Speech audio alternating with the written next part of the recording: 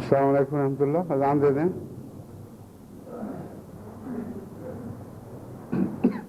اللہ اکبر اللہ اکبر اللہ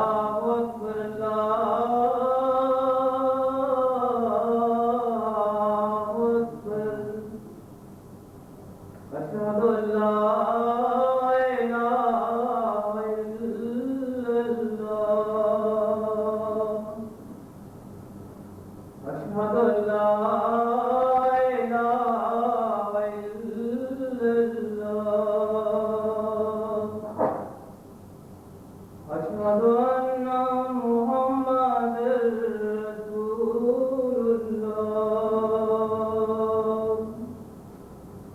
اشہد ان محمد رسول اللہ. حی علی الصلاۃ. حی علی الصلاۃ. حی علی الفلاح. حی علی الفلاح. اللہ اکبر اللہ اکبر. لا الہ الا اللہ.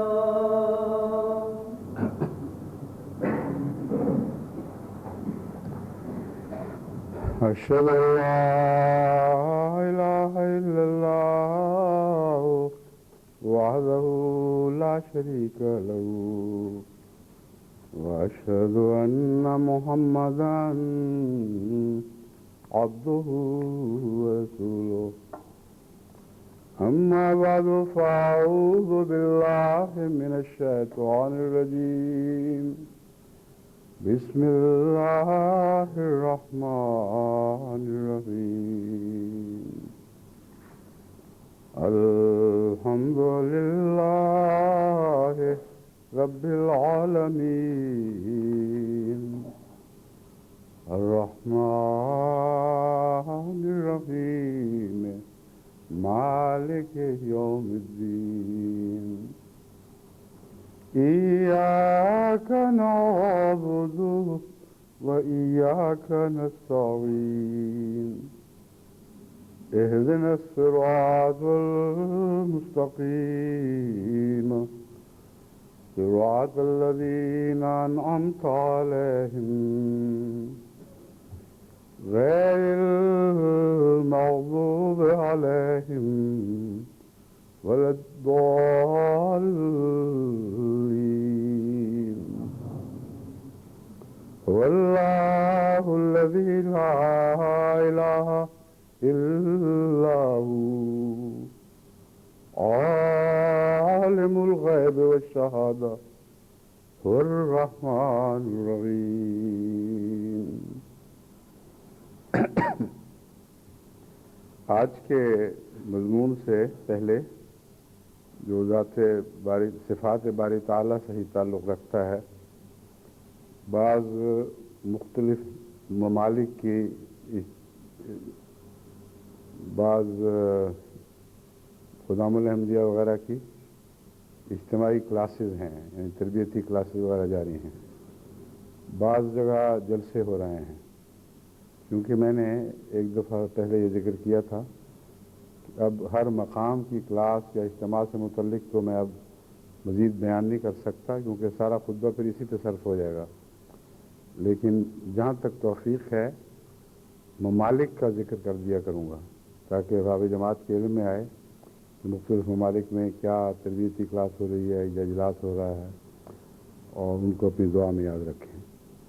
سب سے پہلے تو مجلس خدام الاحمدیہ پاکستان کی درخواست ہے کہ ان کی 39ویں سالانہ تربیت کلاس جاری ہے، جو 7 مئی یعنی پرسوں بروز اتوار تک جاری رہے گی.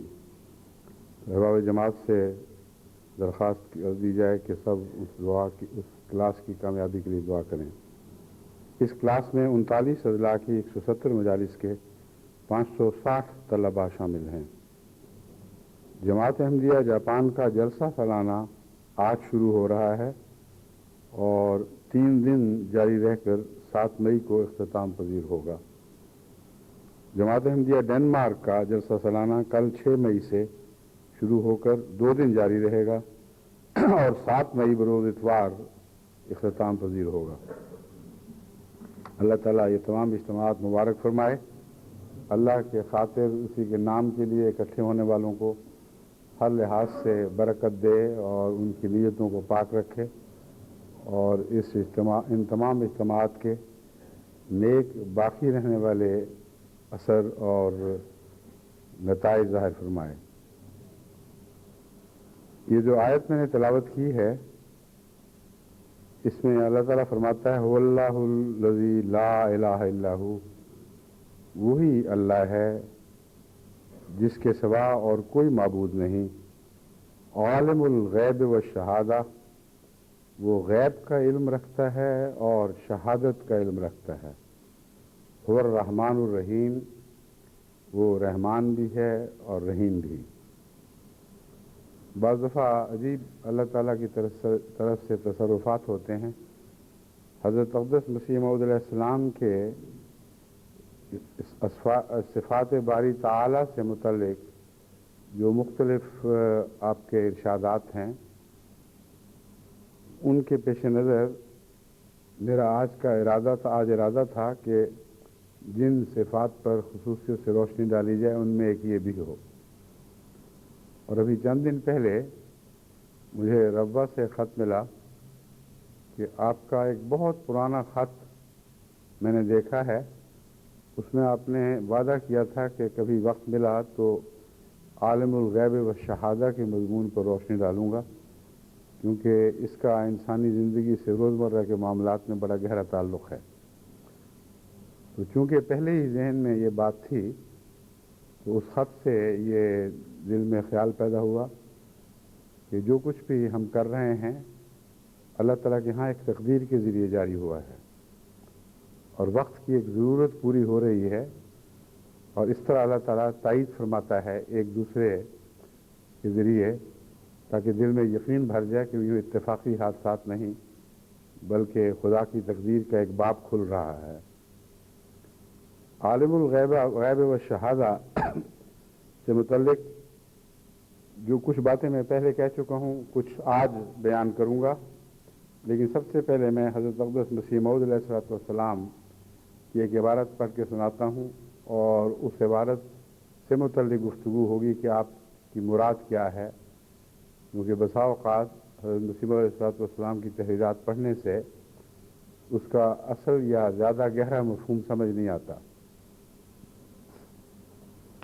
ایک مفہوم تو ہے جو سطح پر تیرتا ہے، وہ تو ہر نظر دیکھ لیتی ہے، لیکن بعض بطون ہیں وہ نیچے اتر کر بعض چیزیں دیکھنی پڑتی ہیں۔ حضرت مسیح موعود علیہ السلام فرماتے ہیں یعنی وہ خدا جو واحد لا شریک ہے، جس کے سوا کوئی بھی پرستش اور فرما برداری کے لائق نہیں، یہ اس لیے فرمایا کہ اگر وہ لا شریک نہ ہو تو شاید اس کی طاقت پر دشمن کی طاقت غالب آ جائے، اس صورت میں خدائی معرض خطر میں پڑ جائے گی، خطر میں رہے گی۔ یعنی اگر ایک کے سوا 2 معبود ہوں تو کسی معبود کی خدائی کو بھی استقرار نہیں ہے، اور قرآن کریم نے اسی مضمون کو فسدتا کے تحت بیان فرمایا ہے کہ اگر ایک سے زیادہ معبود ہوں، الہین ہوں، 2 معبود ہوں، تو یہ ہو نہیں سکتا کہ وہ آپس میں پھر اختیار کی برتری کے لیے جنگ نہ کریں، اور لازماً اس کے نتیجے میں فساد پھیل جائے گا۔ حضرت مسیح موعود علیہ السلام فرماتے ہیں کہ خدا کی خدائی کا اعتماد اٹھ جاتا ہے کہ پتہ نہیں رہے گی بھی کہ نہیں۔ جس خدا کی ہم پرستش کر رہے ہیں اگر کوئی اور بھی ہو تو کیا پتہ کہ کل کیا ہوگا۔ تو اس لیے کسی معبود کی پرستش میں بھی یقین نہیں رہتا اور اطمینان اٹھ جاتا ہے۔ تو یہ وضاحت فرمائی ہے اللہ تعالیٰ نے کہ تم مطمئن رہو، میرے سوا کوئی معبود نہیں ہے، جس کی تم عبادت کر رہے ہو وہی ہے، وہی تھا، وہی رہے گا ہمیشہ، اور کوئی تبدیلی اس بات میں نہیں آئے گی۔ اب یہ مضمون اگر ہم روزمرہ انسانی تعلقات کے دائرے میں سمجھیں تو اور زیادہ وضاحت سے اس کی اہمیت سمجھ آ جاتی ہے۔ ایسے ممالک جہاں آئے دن حکومتیں بدلتی رہتی ہیں، وہاں کی سول سروس کے لیے بڑی مصیبت ہوتی ہے۔ آج اس کی پرستش کریں تو کل دوسرے کی کرنی پڑے گی، اس کی نہ کریں، کسی کی نہ کریں اور وہ کل آ جائے طاقت میں تو وہ اپنے انتقام لے گا۔ غرضی کہ جہاں بالا نظام میں افراتفری ہو وہاں ماتحت نظام نیچے تک افراتفری کا شکار ہو جاتا ہے، اور بدامنی جو ہے وہ ہر سطح پر اوپر سے چل کر آخری نچلی سطح تک ظاہر ہوتی ہے، اور جگہ جگہ اس طرح آپس میں اختلافات کی دراڑیں پڑ جاتی ہیں، ساری سوسائٹی درم برم ہو جاتی ہے۔ تو حضرت مسیح موعود علیہ الصلوۃ والسلام نے یہی مضمون توحید کی برکت کے تعلق میں بیان فرمایا ہے، اور مومن کے لیے استقامت کا بہت بڑا اس میں پیغام ہے۔ اگر یہ یقین ہو کہ یہی ذات ہے جو پہلے بھی معبود تھی، آج بھی اور کل بھی رہے گی، تو اس ذات سے وفا کے تقاضے خوب کھل کر ادا کیے جا سکتے ہیں۔ اپنی محبتوں کو چھپانے کی ضرورت نہیں رہتی، اپنے تعلقات کو کسی حد کے اندر رکھ کے بیان کرنے کی ضرورت نہیں، بے دھڑک ہو کر کسی دوسرے کے خوف سے بے نیاز ہو کر اس سے جتنا چاہو محبت کے تعلق باندھو، وہ تمہارے لیے فائدہ ہی ہوگا، اور اس کے نتیجے میں وہ تمہارے قریب تر آئے گا، اور جو بالا ذات جو مقتدر ہے وہ جتنا قریب آتی ہے اتنا ہی انسان کے اقتدار میں فرق پڑتا ہے۔ اور وہ لوگ جو بادشاہ کی مصاحبت پر فخر کرتے ہیں اور اس کے سوا کچھ نہیں جانتے، وہ اگر یہ سوچیں کہ اللہ کی مصاحبت اور اس کے قرب میں ان کو کیا کچھ حاصل ہوگا، تو اس سے اس بات کی اہمیت بہت بڑھ جاتی ہے، اور قرب کے رستے میں شرک حائل ہے۔ جہاں بھی شرک ہے وہ قرب کے رستے روکتا ہے۔ اگر ایک فرضی خدا کی عبادت کی جا رہی ہے تو اصل خدا سے وہ دور پھینک دے گا۔ اگر ایک خدا کی عبادت ہے اور خطرہ ہے کہ اور بھی ہے تو تب بھی قرب کی راہ میں وہ روک بن جاتا ہے۔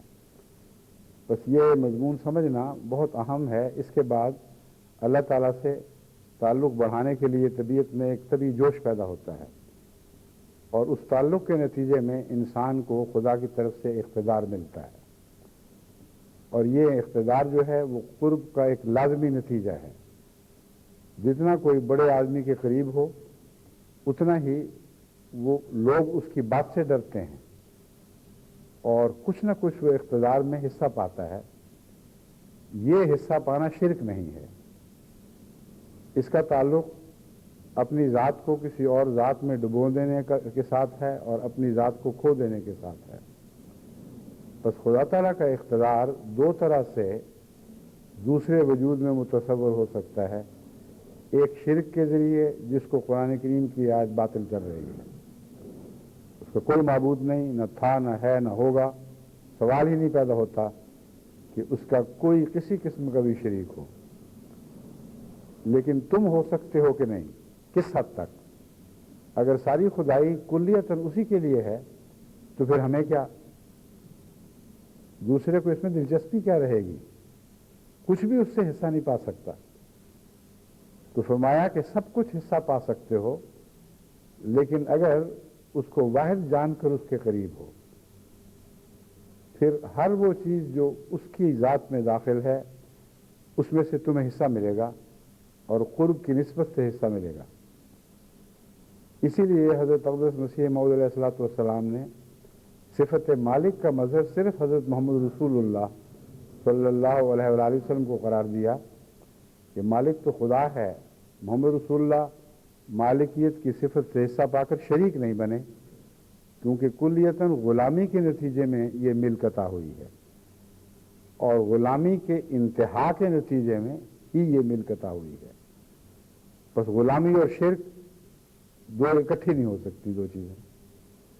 ہر وہ درجہ جو کامل غلامی سے ملتا ہے اس پر شرک کا شبہ کرنا ہی حماقت ہے.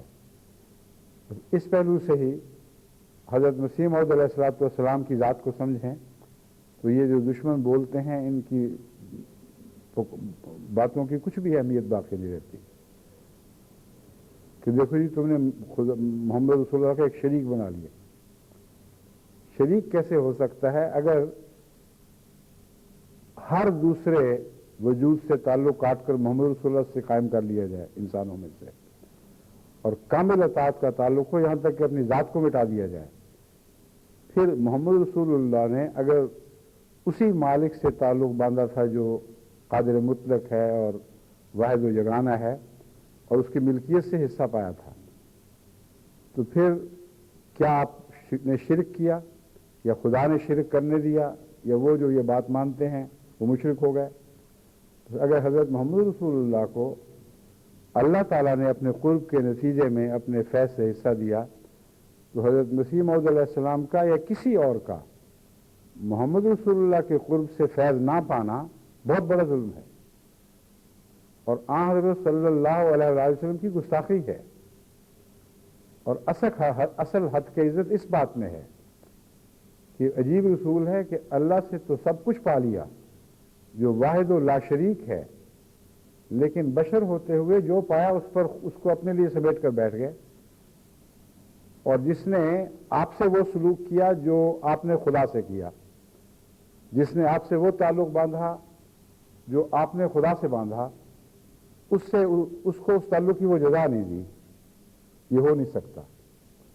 بس حضرت مسیح موعود علیہ الصلوۃ والسلام کے متعلق جو بکواس کی جاتی ہے کہ تم نے محمد رسول اللہ کا شریک بنا لیا ہے, یہ محض جہالت کی بات ہے.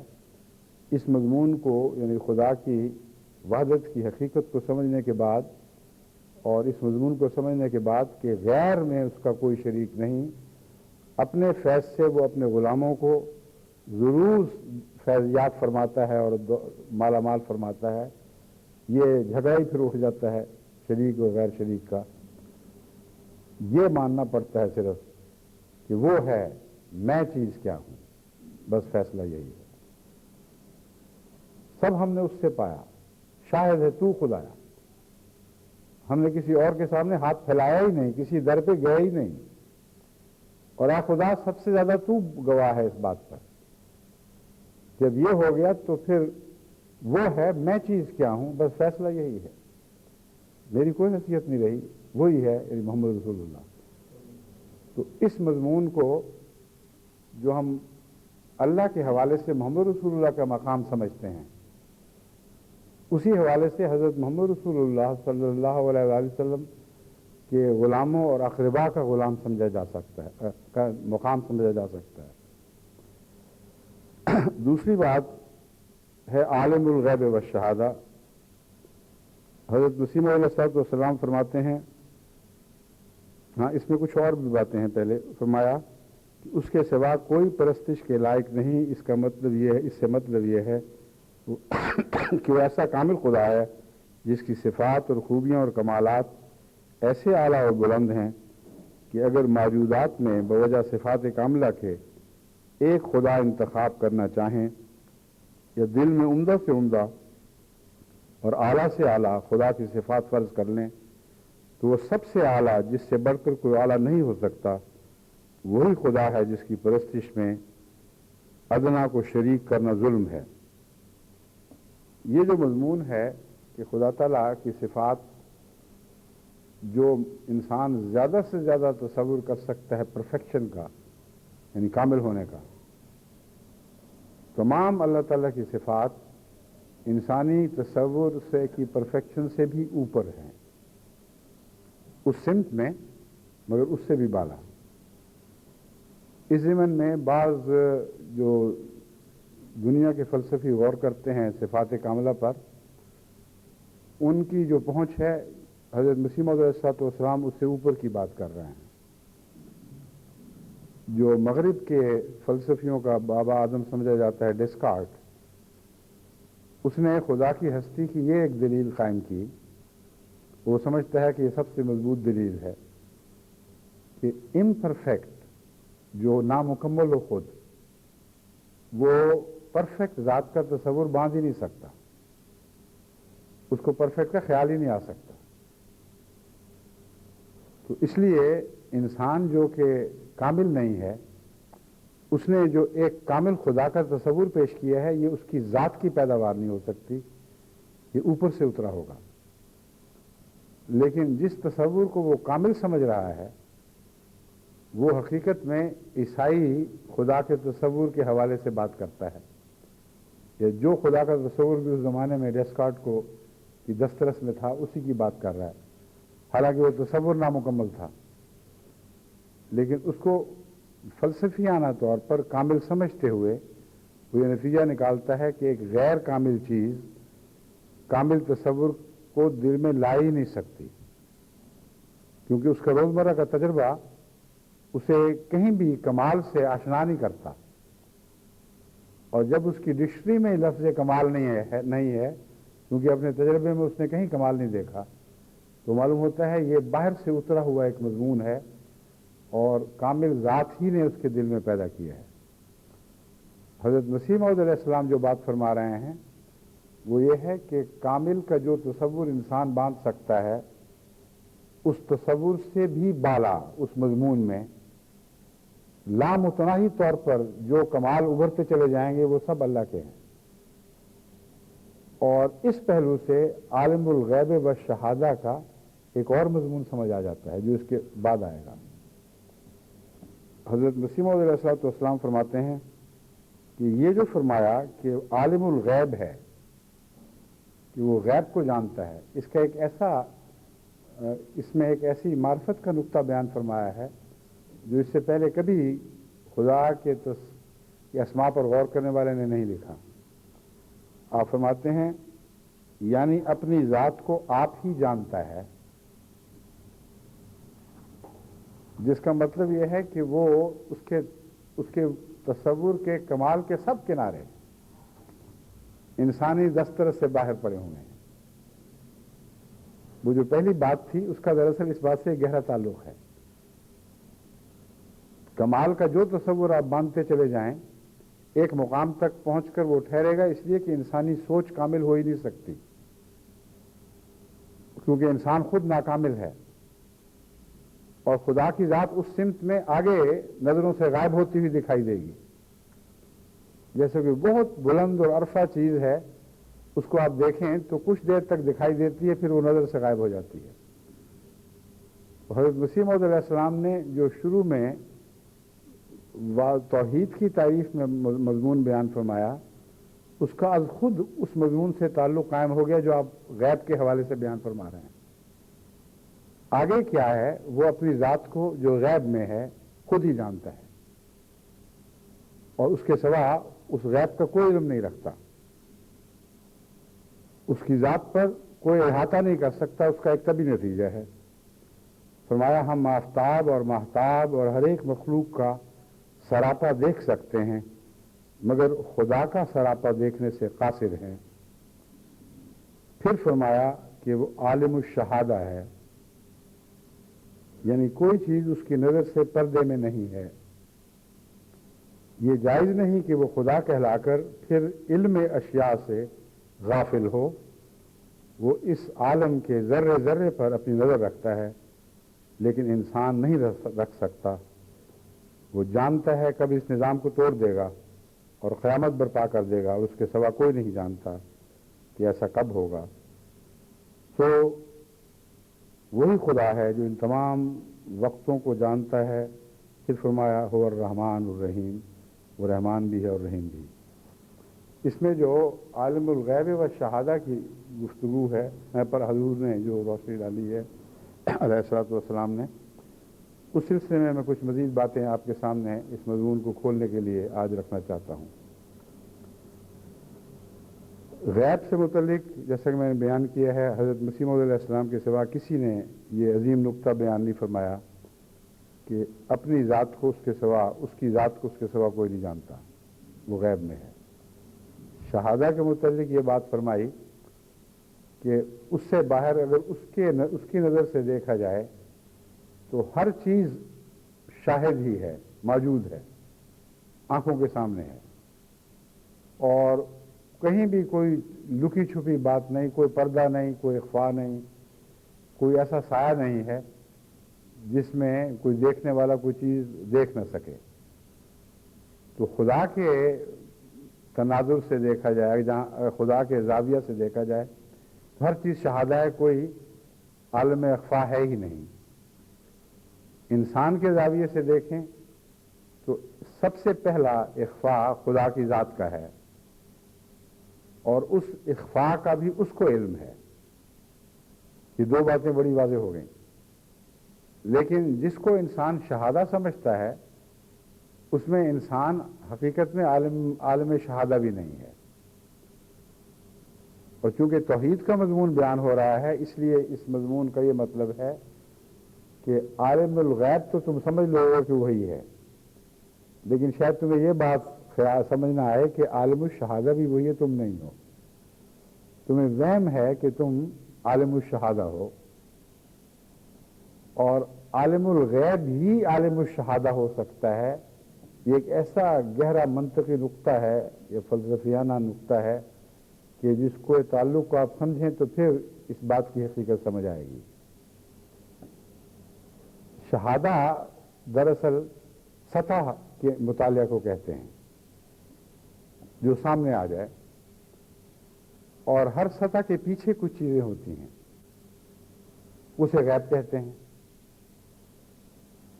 اور اگر صرف سطحی مطالعہ پر بنا کی جائے تو جو نتیجہ نکلتا ہے ہو سکتا ہے اسی کے غیب میں اس کے غیب میں اس کا نقیض موجود ہو، یعنی جو آپ سطح پر دیکھ رہے ہیں اس نظر کو رد کرنے والی باتیں اس کے پیچھے مخفی ہوں۔ جو نتیجہ آپ سطحی نظر سے نکالتے ہیں ہو سکتا ہے اس کے پیچھے کچھ ایسی باتیں ہوں جو آپ کے سطحی نتیجے کو غلط قرار دے رہی ہوں۔ تو عالم الحق ہونے کے لیے محض عالم الشہادہ ہونا کافی نہیں، اور حقیقت میں عالم الشہادہ ہونے کے لیے عالم الغیب ہونا ضروری ہے۔ جو عالم الغیب نہیں ہے وہ عالم الشہادہ ہو ہی نہیں سکتا۔ اسی لیے اللہ تعالیٰ نے عالم الغیب سے بات شروع کی ہے، شہادہ سے نہیں کی۔ حالانکہ بظاہر یہ ترتیب دکھائی دیتی ہے کہ پہلے شہادت کی بات ہو جو پہلی منزل ہے، غیب کی باتیں تو بعد میں ہونی چاہیے۔ لیکن اگر آپ گہرائی میں اتر کے مضمون پر غور کریں تو یہی ترتیب درست ہے۔ کوئی دیکھنے والی آنکھ جب تک غیب کا علم نہ رکھتی ہو یا غیب کے علم جاننے کی صلاحیت نہ رکھتی ہو وہ عالم الشہادہ بھی نہیں ہے۔ اور انسان کو نسبتی طور پر یہ مقام عطا ہوتے ہیں۔ جو آدمی صاحب فراست ہے وہ ایک شخص کی ظاہری باتوں، ظاہری حرکتوں سے وہ نتیجہ نہیں نکالتا جو صاحب فراست نہیں ہے۔ ایک بھولا آدمی جو کچھ کہتا ٹھیک ہے جی اس نے کہا میں ایسا ہوں، ایسا ہی ہوگا، لیکن جو عالم الشہادہ حقیقت میں ہے اس کو ضرور کچھ نہ کچھ عالم الغیب ہونا پڑتا ہے۔ وہ اس کی اداؤں سے پیچھے اس کی چھپی ہوئی باتیں پہچانتا ہے۔ حضرت صلی اللہ علیہ وسلم کے متعلق اللہ تعالیٰ فرماتا ہے کہ ان کو لحن القول سے تو پہچانتا ہے، ان کے آثار سے، ان کے چہروں کے آثار سے تو جانتا ہے۔ اس لیے کہ آپ نے عالم الشہادہ عالم الغیب والشہادہ سے ایسا تعلق باندھا کہ اس سے حقیقت میں کچھ غیب کا علم حاصل کرنے کی صلاحیت بھی حاصل فرمائی۔ لیکن یہ وہ غیب نہیں ہے جس میں خدا اکیلا رہ جاتا ہے، اس کی توحید سے تعلق رکھتا ہے۔ یہ وہ غیب ہے جو خدا کے تعلق کے نتیجے میں انسان کی فراست کے چمکنے سے انسان کو بھی عطا ہوتا ہے۔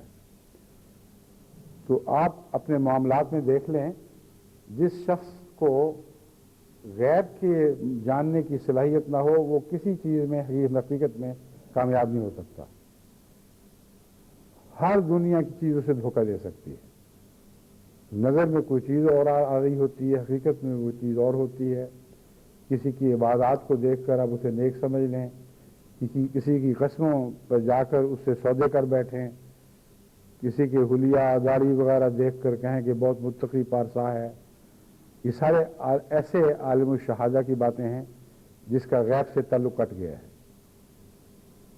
اور اللہ جس کو غیب کا علم عطا نہ کرے اسے غیب کا علم عطا ہو نہیں سکتا۔ بس اس پہلو سے عالم غیب و شہادہ کی حقیقت معلوم کر کے سب سے اہم چیز غیب کا معلوم کرنا ہے، اور غیب کا علم ٹامک ٹوئیوں سے حاصل نہیں ہو سکتا، محض عربے لگانے سے نہیں مل سکتا، ذائقوں سے نہیں حاصل ہو سکتا۔ صرف ایک طریق ہے کہ عالم الغیب سے تعلق پیدا ہو، اور عالم الغیب سے تعلق کے لیے انسان کا سچا ہونا ضروری ہے۔ عالم الغیب سے تعلق کے ذریعے دل کا تقویٰ ضروری ہے، اس کے بغیر عالم الغیب سے کوئی تعلق قائم ہو ہی نہیں سکتا، کیونکہ کسی چیز کو سمجھنے کے لیے جو انسان نظری سفر اختیار کرتا ہے، نظری سے مراد سوچ اور فکر کا جو سفر اختیار کرتا ہے، اس میں ہر قدم پر تقویٰ کی روشنی چاہیے، ورنہ ہر چیز غیب میں رہے گی۔ یہ تقویٰ ہے جو وہ روشنی مہیا کرتا ہے جس سے قریب کا غیب حاضر میں تبدیل ہوتا رہتا ہے۔ اس کی مثال ایسی ہے جیسے رات کو اندھیرے میں آپ سفر کریں، کسی ایک کے پاس ٹارچ ہو اور ایک کے پاس نہ ہو۔ جو ٹارچ کے ذریعے سفر کرنے والا ہے وہ اندھیرے میں بھی بہت تیزی سے سفر طے کرتا ہے، سب اندھیروں کے پردے اس کی آنکھیں نہیں پھاڑ سکتی، لیکن ایک حد تک اس ٹارچ کی روشنی سرایت کر جاتی ہے اندھیروں میں اور غیب کو حاضر میں تبدیل کر رہی ہوتی ہے۔ مگر جو بغیر کسی روشنی کے سفر کرتا ہے اس کے لیے اندھیروں میں دھکے کھانا اور گمراہ ہونا ہے، اس کے سوا اس کا کوئی نصیب نہیں۔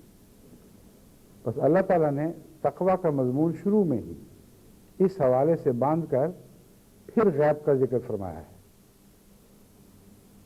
فرمایا ذالک الکتاب لا ریب فیہ ھدی للمتقین، یہ وہ کتاب ہے جس میں شک والی کوئی بات نہیں ہے، ہر بات سچی ہے، مگر ہدایت ان کے لیے ہے جن کے اندر تقویٰ کی روشنی ہے۔ اور تقویٰ کی تعریف آگے کرتے ہوئے سب سے پہلے اس کا تعلق غیب سے باندھا ہے۔ ھدی للمتقین الذین یؤمنون بالغیب ویقیمون الصلاۃ ومما رزقناہم ینفقون۔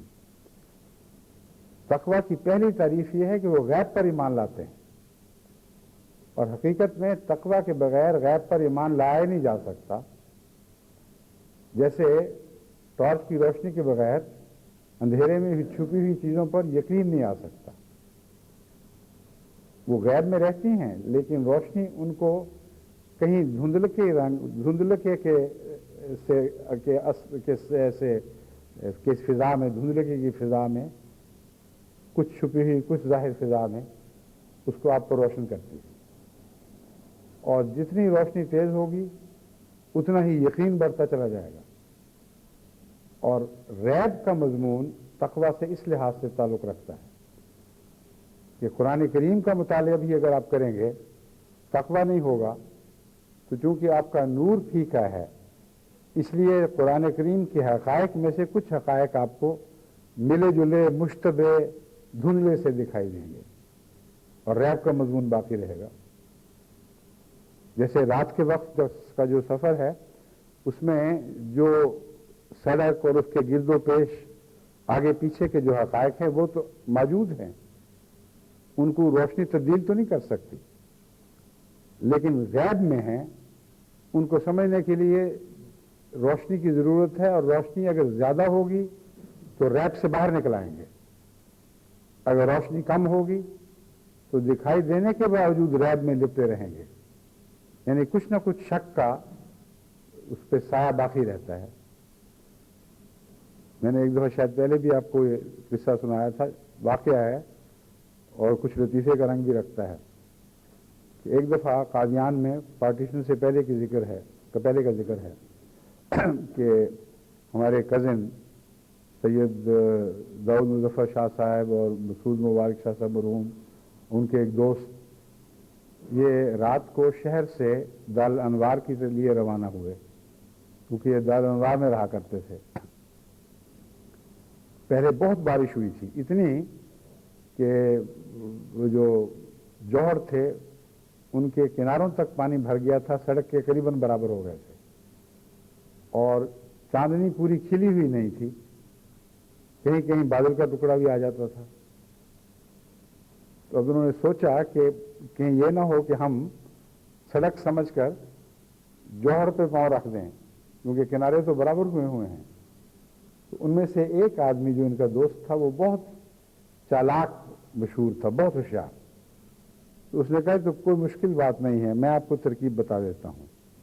چلتے چلتے یہ باتیں ہو رہی تھیں اور ترکیب اس نے یہ بتائی کہ دھندلے کھے میں عموماً یہ ہوا کرتا ہے کہ جس کو آپ سڑک سمجھ رہے ہوتے ہیں وہ پانی ہوتا ہے، اور جس کو آپ پانی سمجھ رہے ہوتے ہیں وہ سڑک ہوتی ہے۔ جیسے یہ پانی لگ رہا ہے اور یہ کیا کہ وہاں قدم رکھا تو باقی آوازوں کی بلبلوں میں نکلی، پورا نیچے ڈوب گئے۔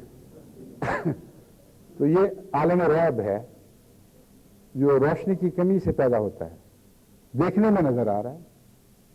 اب یہ لوگ جو تقویٰ سے آ رہی ہیں، قرآن یہ بھی پڑھتے ہیں، مگر ان کی آنکھوں کے سامنے ایک دھند قائم رہتی ہے، جس کو وہ پانی سمجھ کر قدم ڈالتے ہیں وہ سڑک نکلتا ہے، جس کو سڑک سمجھ کے قدم رکھتے ہیں وہ 5 دفعہ پانی نکلتا ہے۔ تو خدا تعالیٰ نے عالم الغیب و شہادہ کے مضمون کو آغاز ہی میں تقویٰ سے باندھ دیا ہے، اور فرمایا کہ اگر تم عالم الشہادہ عالم الغیب سے حصہ پانا چاہتے ہو، کیونکہ عالم الغیب کے رستے سے گزر کر ہی علم شہادہ نصیب ہوگا۔ پہلے عالم الغیب رکھ دیا ہے، اس کڑی منزل سے گزرو گے تو پھر جو شہادت تم پہ روشن ہوگی وہ حقیقی اور بغیر شک کی ہے، تم پھر شہادت کا مضمون حاصل کر لو گے۔ بس اس معنی میں آن حضرت صلی اللہ علیہ وآلہ وسلم کو تمام انبیاء پر قیامت کے دن شہید کے طور پر پیش کیا جائے گا۔ اب یہ دیکھیں قرآن کے مضامین کتنے مربوط ہیں، اور اسماء باری تعالیٰ کے ساتھ ان کا گہرا تعلق ہے۔ کیوں آخر اللہ تعالیٰ نے تمام انبیاء کو اپنی اپنی قوموں کا شاہد اور شہید بنایا، اور ان سب پر حضرت محمد رسول اللہ کو شہید بنا دیا؟ اس لیے کہ عالم الغیب سے جیسا تعلق حضرت محمد رسول اللہ کا تھا صلی اللہ علیہ وآلہ وسلم، ویسا کسی اور کو نصیب نہیں ہوا۔ اس لیے شہادت کا علم بھی آپ کو سب سے زیادہ تھا، جو دیکھتے تھے جیسا سمجھتے تھے وہی نکلتا تھا، اس لیے کہ آپ کے ضمیر میں تقویٰ کی روشنی بڑی تھی، اور تقویٰ کے نتیجے میں جیسا کہ میں نے بیان کیا ہے عالم الشہادہ سے عالم الغیب سے تعلق ہوتا ہے، اور اس کے نتیجے میں پھر ایک اور بات بھی مزید روشنی پیدا کرتی ہے، وہ عالم الشہادہ غیب کی طرف سے شہادت کے امور میں الہامی تعلیم، یعنی جو انسان اپنے نور سے براہ راست نہیں دیکھ سکتا اس کو پھر الہام روشن کرتا ہے۔ اور یہ جو مضمون ہے الہام کا، یہ حقیقت میں ہے ہی غیب سے شہادت میں حالات واقعات کو چیزوں کو تبدیل کرنے کا مضمون۔ چنانچہ اللہ تعالیٰ فرماتا ہے کہ لا یظہر علی غیبہ احدا الا من ارتضی من الرسل، من رسول ہے یہ من الرسل من رسول کہ اللہ تعالیٰ کسی کو اپنے غیب کا علم عطا نہیں کرتا، غیب کے علم پر غلبہ نہیں دیتا۔ اب یہ دیکھیں بہت ہی لطیف مضمون، اور کیسے احتیاط سے لفظوں کا انتخاب ہوا ہے۔ لا یظہر علی غیبہ احدا، جس کا مطلب ہے غیب کا کچھ نہ کچھ علم غیر رسول بھی حاصل کرتے ہیں، اور کچھ نہ کچھ روشنی ہر انسان کو عطا ہوئی ہے کہ وہ غیب کے پردے پھاڑ کر کچھ اندازے لگاتا ہے۔ ایک سیاسی مبصر جب آئندہ کے حالات کے متعلق تبصرہ کرتا ہے تو یہ وہی مضمون ہے، مگر اسے اظہار غیب نہیں کہہ سکتے، اظہار علی الغیب نہیں کہہ سکتے۔ وہ کہتا ہے جو سیاسی حالات ظاہر ہو رہے ہیں، جو امکانات ہیں ان کے نتیجے میں، جو احتمالات ہیں، ان پر غور کر کے میں سمجھتا ہوں کہ آئندہ 10 سال میں یہ تبدیلی واقع ہوگی۔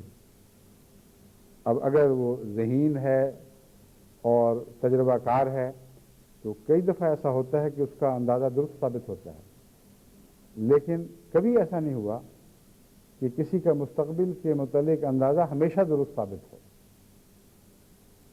بس اگر کچھ درست ثابت ہو اور کچھ نہ ہو تو یہ ریب کا مضمون ہے، شک والی بات باقی رہتی ہے۔ مگر قرآن کریم میں اللہ یہ فرماتا ہے لا یظہر علی غیبہ احدا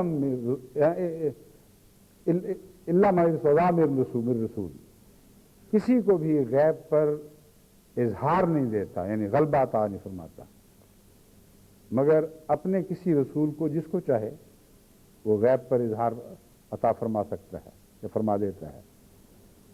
تو غیب سے رسالت کا تعلق ہے، اور بہت سے ایسے امور ہیں جو پردہ غیب سے الہام کے ذریعے پردہ شہود میں ابھرتے رہتے ہیں، اور یہی وہ مضمون ہے جس کے نتیجے میں دنیا مسلسل علمی ترقی کر رہی ہے، اور اگرچہ خدا کی کائنات میں اضافہ کچھ نہیں کر سکتی، مگر خدا کی کائنات پر پہلے سے زیادہ بڑھ کر علم کے ذریعے اس پر ایک قسم کا اظہار حاصل کر لیتی ہے۔ ایک قسم کا اظہار سے مراد یہ ہے کہ دنیاوی علوم میں اگرچہ روشنی بھی ہے، لیکن بہت سے احتمالات باقی رہتے ہیں کہ وہ بات جس کو یقین سے سمجھ رہے کل غلط ثابت ہو جائے۔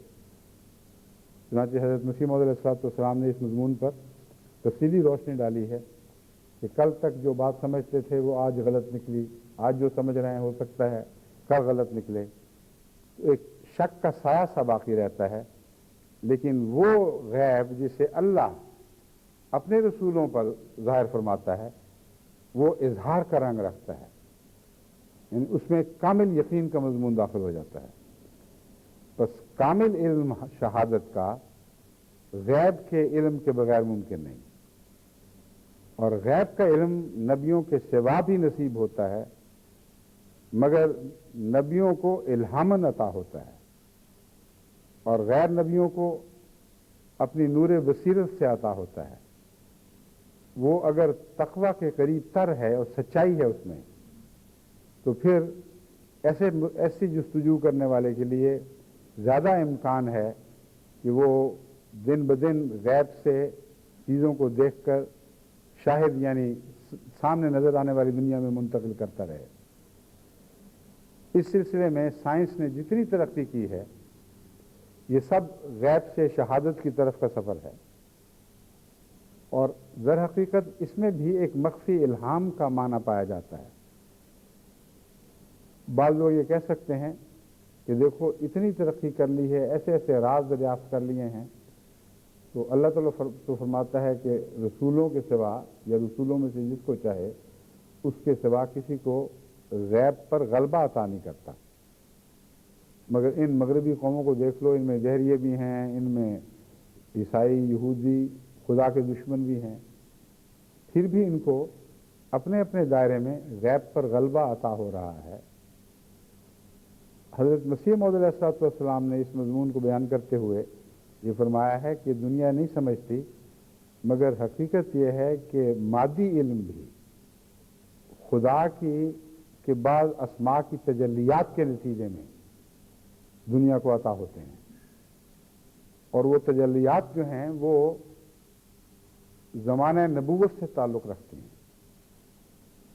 جب خدا ایک نبی پر ظاہر ہوتا ہے اور الہام کے ذریعے بہت سے غیب کے امور کو شہادت میں تبدیل فرما دیتا ہے، تو اس کی ایک ایسی روشنی کا انتشار ہوتا ہے جو کل عالم پر فیض برساتی ہے، اور اس زمانے کے تقاضے پورے کرنے کے لیے جتنی مزید روشنی کی ضرورت ہے، ورنہ انسان اس روشنی کے بغیر نبی تک پہنچ ہی نہ سکے، وہ روشنی اس کو ضرور عطا کی جاتی ہے۔ بس نئے نئے علوم کے ادوار بھی در حقیقت الہام سے تعلق رکھتے ہیں. بعض خفی الہامات ہوتے ہیں، بعض ظاہری اور جہری الہامات ہوتے ہیں. تو جب خدا کی تقدیر ایک زمانے کو علم عطا کرنے کا فیصلہ کرتی ہے تبھی وہ حاصل کرتا ہے.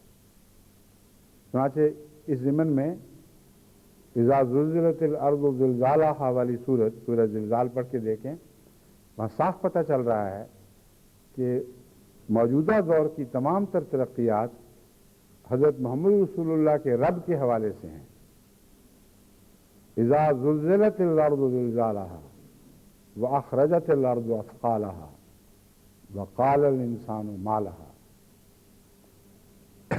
اس قدر زمین اپنے راز اچھالے گی اور اپنے بھاری راز باہر نکال دے گی کہ تعجب سے انسان دیکھے گا کہ اسے ہو کیا گیا ہے، یہ کیسا زمانہ آ گیا ہے.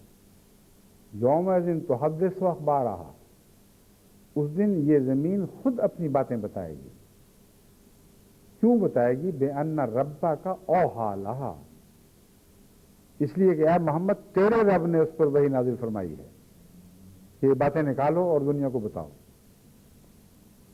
اب کوئی کہہ سکتا ہے کہ یہ محض قرآن کا ایک دعویٰ تھا، ورنہ ان لوگوں نے تو خود اپنے زور بازو سے سب کچھ حاصل کیا ہے. اس بات کی سچائی اس ثبوت کے طور پر کہ یہ دعویٰ نہیں تھا، ایک عالم الغیب اور عالم شہادہ خدا نے تقدیر کے طور پر جاری فرمایا. حضرت صلی اللہ علیہ وآلہ وسلم کو اس زمانے کے ظہور سے پہلے ان رازوں کی اطلاع دے دی جو اس زمانے میں رونما ہونے تھے. چنانچہ قرآن کریم کی وہ صورتیں جو اس زمانے میں آنے ہونے والے واقعات سے تعلق رکھتی ہیں، ان کو پڑھیں تو عقل ششدر رہ جاتی ہے کہ کیسے ممکن تھا کہ عرب کے ایک امی پر ایسے علوم ظاہر ہوں جس کو 1400 سال کی محنت کے بعد انسان نے کمانا، جن کو 1400 سال کی محنت کے بعد انسان نے کمانا تھا، اور ابھی اس سے بھی آگے کے زمانے کے علوم ظاہر فرما دیے گئے. یہ فرض کی باتیں نہیں، یہ خیال کے قصے نہیں، یہ محض تعلی کے دعوے نہیں، 100% حقیقت کی باتیں ہیں جو قرآن کے حوالے سے میں آپ کے سامنے بیان کر رہا ہوں.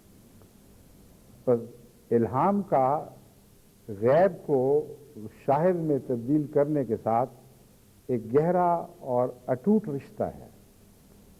جب تک آسمان پر فیصلہ نہ ہو اس وقت تک زمین والے غیب کا علم حاصل کر ہی نہیں سکتے.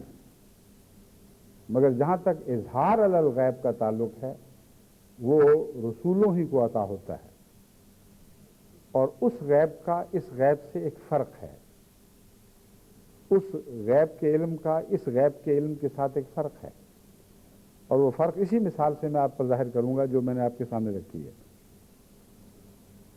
آج سائنسدان بہت سے مخفی رازوں کو پا گئے جو زمانے کی آنکھوں سے ہزاروں لاکھوں سال سے مخفی پڑے ہوئے تھے، چھپے ہوئے تھے، لیکن کھوج لگا کر محنت کر کے رفتہ رفتہ وہ ان میں اتر رہے ہیں، اور ہر وہ قدم جو اٹھاتے ہیں وہ اس روشنی کی مدد سے اٹھاتے ہیں جو پہلے سفر نے ان کو عطا کر دی ہے.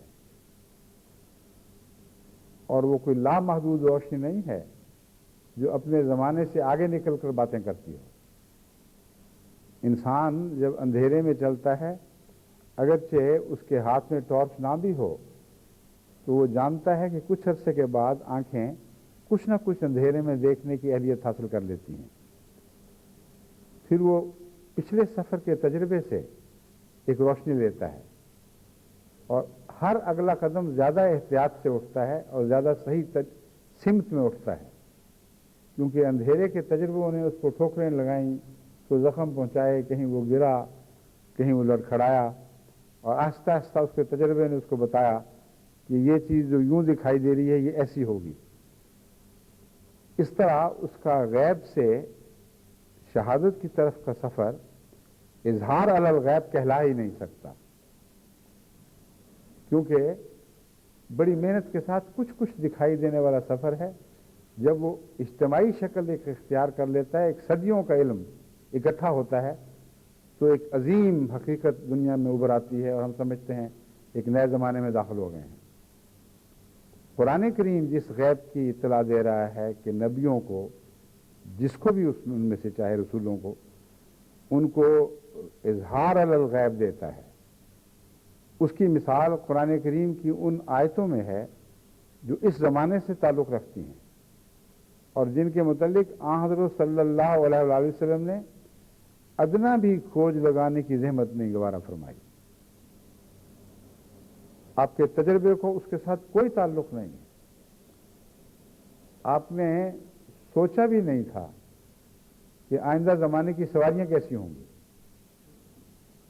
آپ کے تصور میں یہ بات نہ آ سکتی تھی نہ آئی کہ رستوں سڑکوں والا آسمان کیا چیز ہے جس پہ سڑکیں بن جائیں گی اور جس پر مرسلات چلیں گی اور بامقصد سفر ہوں گے، کچھ پیغامات لے کر جائیں گی، کچھ چیزیں یہاں پھینکیں گی، کچھ چیزیں وہاں پھینکیں گی۔ وہ سارا مضمون کہ پھر آخر صحف نشر کیے جائیں گے، ایسی چیزیں ایجاد ہو جائیں گی کہ کثرت کے ساتھ کتابیں شائع ہوں گی اور صحیفے ہر طرف پھیلا دیے جائیں گے، قانون کی راج دہانی ہوگی۔ یہ تمام وہ مضامین ہیں جن کا آن حضرت صلی اللہ علیہ وآلہ وسلم کی سوچوں اور تجارب سے کوئی بھی تعلق نہیں۔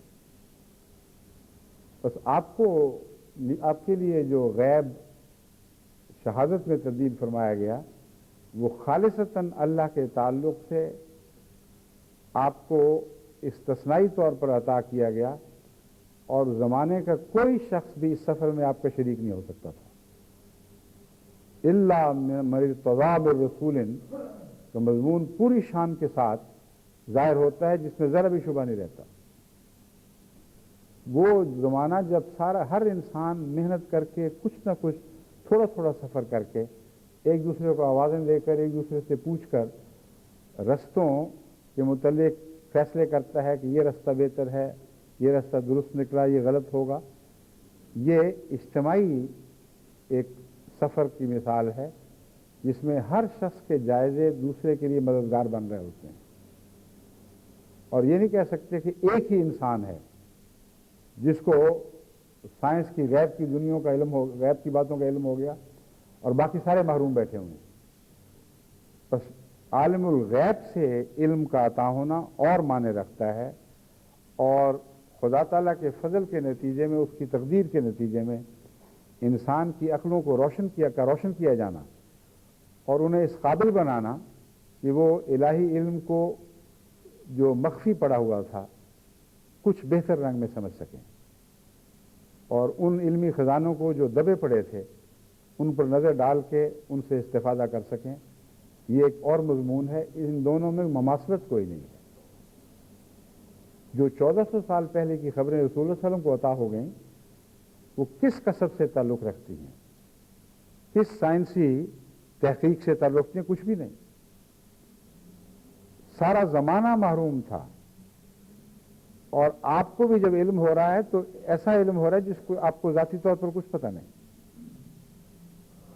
اور جب بعض ایسی باتیں فرماتے ہیں علم الہی سے حاصل کر کے جو آپ بیان کرتے ہیں اور اس زمانے کے لوگوں کو کچھ سمجھ بھی آتی ہے، بہت سی باتیں تو سمجھ آئی نہیں رہی تھی ان کو، وہ سمجھتے پتہ نہیں کیا باتیں ہو رہی ہیں، شاید مرنے کے بعد کچھ اس قسم کی چیزیں ہوں، ہمارے علم کے مطابق تو یہ ممکن نہیں ہے۔ مثلا یہ خیال کہ دنیا میں طاقتور لوگ اور غریب کمزور لوگ زمین و آسمان کی حدوں سے تجاوز کرنے کی کوشش کریں گے، چھلانگیں لگا کر اس سے آگے جانے کی کوشش کریں گے۔ اب کون احمق ہے جو یہ سوچ سکتا ہے کہ حضرت محمد رسول اللہ صلی اللہ علیہ وآلہ وسلم کے زمانے میں کوئی دنیا کا انسان یہ تصور بھی کر سکتا تھا کہ انسان جن کا ذکر ہے، معاشر الانس، جن کے متعلق تو اپنا غلط تصور پیش کر دیتے ہیں، اس لیے میں اس کو چھوڑ رہا ہوں، کہ معاشر الانس یہ تصور بھی باندھ سکتے ہیں تھے اس وقت کہ ہم زمین و آسمان کی اقطار سے باہر نکل جائیں گے۔ 2.5 فٹ کی چھلانگ مارتے تھے یا 3 فٹ کی یا 2 گز کی کر لیں، इससे ऊपर तो छलांग लगाने वाला ही आदमी नहीं पैदा हुआ था उस जमाने में। अब कुछ मेयार बड़े हुए हैं लंबी प्रैक्टिस और महारतों के नतीजे में, तो वो जिसकी 6 फुट की छलांग हो उसके मुतालिक ये दावा कर देना कि वो ये सोचेगा और गौर करेगा और संजीदगी से ये फैसले कर रहा होगा कि मैं ज़मीन और आसमान की अख्तार से निकल के बाहर चला जाऊं, तो पागल का बच्चा ही होगा जो ये कहे कि इंसानी सोच की हद के अंदर ये बात दाखिल थी। बस वो इल्म गैब जो हज़रत मोहम्मद रसूलुल्लाह सल्लल्लाहु अलैहि वसल्लम को अता किया जा रहा था उसमें कोई शरीक नहीं था। सारा ज़माना तलाश करके देखें, मोहम्मद रसूलुल्लाह के सिवा सल्लल्लाहु अलैहि वसल्लम कोई इन उलूम में शरीक नहीं था जो आलिमुल गैब की तरफ से आपको अता हो रहे थे। मगर जिस ज़माने में हम दाखिल हुए हैं, जिसकी पेशगोई भी हज़रत सल्लल्लाहु अलैहि वसल्लम ने अल्लाह से इल्म पाकर कर दी थी, उसमें इंसान बहैसियत इंसान कुछ गैब को पाने की सलाहियत हासिल करता हुआ दिखाई देता है।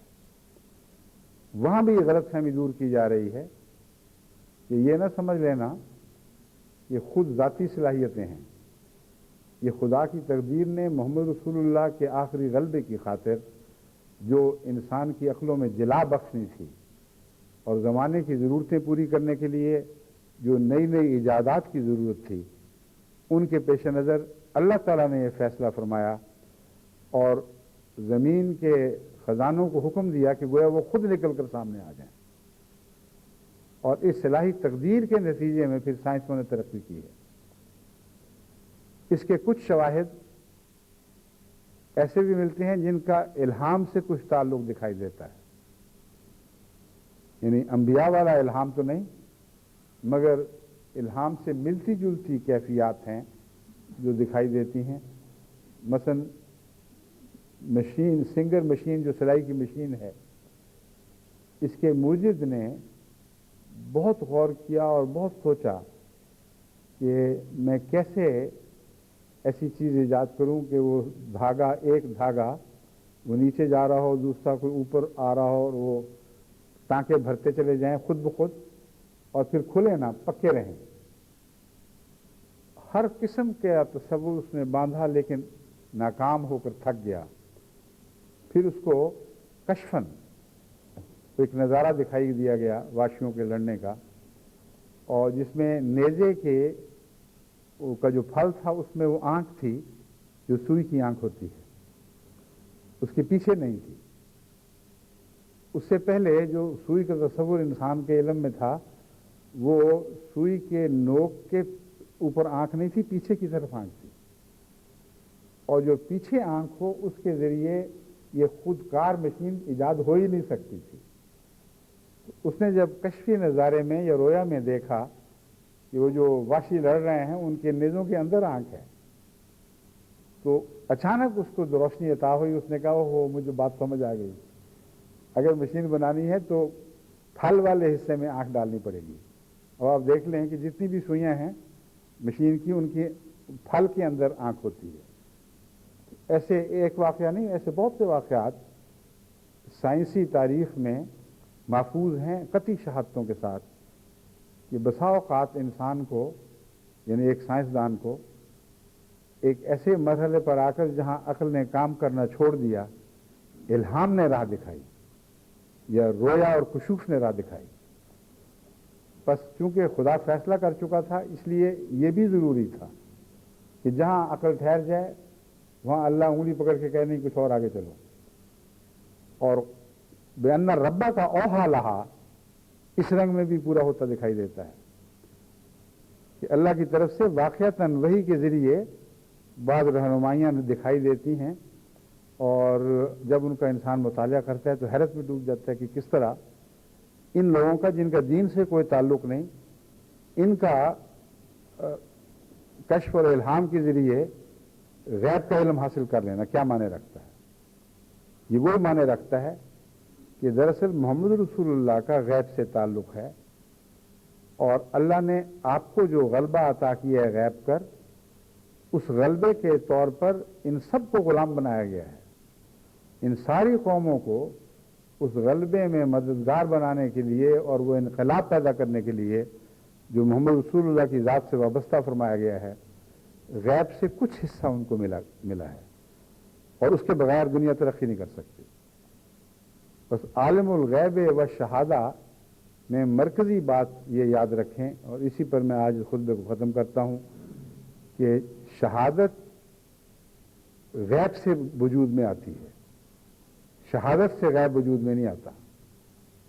ہر چیز تھی اور رہے گی، مگر جب تک انسان پیدا نہیں ہوا صرف اللہ کے علم میں تھی، جب تک ذی شعور چیزیں پیدا نہیں ہوئیں ہر چیز پردہ غیب میں تھی۔ اور شہادت پر غور کریں تو اس کے پیچھے اور غیب دکھائی دیتا ہے، اور جب تک پس پردہ غیب کا علم نہ ہو شہادت کا یقین نہیں رہتا، وہ غیب میں چلی جاتی ہے۔ تو تقویٰ ہی کی آنکھ ہے جو اس مضمون میں آپ کی رہنما بن سکتی ہے، خواہ وہ روحانی علوم کی جستجو کا سفر ہو یا مادی علوم کی جستجو کا سفر ہو۔ اس آیت کو ہمیشہ اپنے لیے نشان راہ بنا رکھیں، یہی ہے جو آپ کو منزل کی طرف لے کے جائے گی۔ ذالک الکتاب لا ریب فیہ ھدی للمتقین، صرف متقیوں کو ہدایت دے گی۔ متقی کون ہیں؟ الذین یؤمنون بالغیب، جو غیب پر ایمان لاتے ہیں، کیونکہ غیب پر ایمان لائے بغیر غیب سے فائدہ نہیں اٹھا سکتے، اور ایمان لائے بغیر نہ ان کو عبادت کا ذوق پیدا ہوتا ہے، نہ عبادت کے لیے ہمت اور طاقت نصیب ہوتی ہے۔ الذین یؤمنون بالغیب ویقیمون الصلاۃ ومما رزقناہم ینفقون، اور پھر جو کچھ خدا نے انہیں دیا ہے وہ خرچ کرتے ہیں۔ اس کا بھی غیب سے تعلق ہے، کیونکہ ایک ماضی کا غیب ہے، ایک حاضر کا غیب ہے، ایک مستقبل کا غیب ہے۔ جو دانہ ایک انسان، ایک زمیندار زمین میں ملا دیتا ہے، مٹی میں ملا دیتا ہے، اس کو غیب پر یقین ہے تو یا ایمان ہے تو ڈالتا ہے، یقین نہیں ہے مگر ایمان ضرور ہے۔ ایمان ہے کہ ہاں ان دانوں میں سے اکثر یا کچھ نہ کچھ تو ضرور اگیں گے، اور اس کے نتیجے میں وہ زیادہ پا لیتا ہے۔ تو جن کا غیب خدا سے تعلق ہو وہ خدا کی راہ میں بے دھڑک خرچ کرتے ہیں، کیونکہ یہاں ان کا ایمان کامل ہوتا ہے، اور اپنے تجربے کی بنا پر وہ جانتے ہیں کہ اپنی راہ میں خرچ کرنے والوں کے رزق کو اللہ تعالیٰ کم نہیں کیا کرتا، ہمیشہ بڑھاتا رہتا ہے۔ بس اللہ تعالیٰ ہمیں اپنے عالم الغیب اور عالم الشہادہ ہونے کی حیثیت سے ہم پر اپنے فضل نازل فرمائے، اور اپنی ذات سے ہمیں تعلق جوڑنے میں آسانیاں مہیا فرمائے۔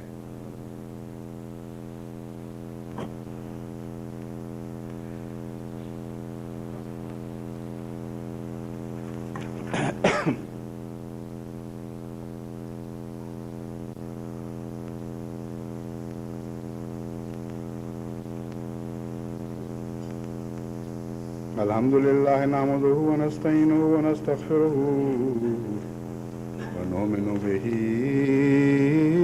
ونتوكل عليه ونعوذ بالله من شرور أنفسنا ومن سيئات أعمالنا من يهده الله فلا مضل له ومن يضلله فلا هادي له ونشهد أن لا إله إلا الله وحده لا شريك له ونشهد أن محمدا عبده ورسوله عباد الله رحمكم الله إن الله يأمر بالعدل والإحسان وإيتاء ذي القربى وينهى عن الفحشاء والمنكر والبغي يعظكم